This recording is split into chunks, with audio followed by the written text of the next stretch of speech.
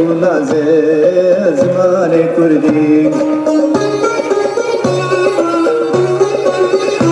nezi 30 milyon Kürt li Türkiye'de jî û ev 30 milyon Kürt bi zimanê xwe, bi zimanê zikmakî, bi zimanê dayika xwe nikarin perwerde bibin, perdewebûna wan qedexeye. Li vî hawî de em karin balekî wiha başî bikişînin dünyayê de tişkî wisa tune ye. Asimilasyonekî gurser ziman û çanda Kürt heye, ziman heta statiya wî çê nebe.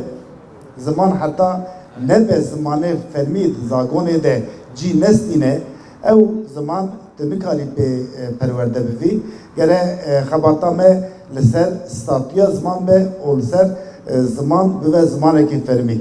ger nexwînî tê bidî ger bixwînî tê bidî xwendin tu ê hundir teva ger nexwînî kes ji bo me êş û derda nakujî doz û daxwaziya me her dem tac û ala serxwebûn min divê ku em bixwînin da nemînin jar û dîl min nema êdî divêtin ev heyal û qal û qîl.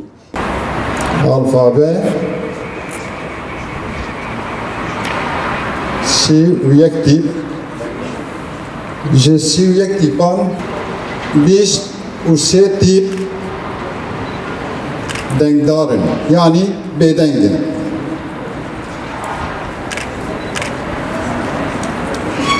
Xe û we em ji vê derê dest pê bikin em ji tîpên dengdêr dest pê bikin.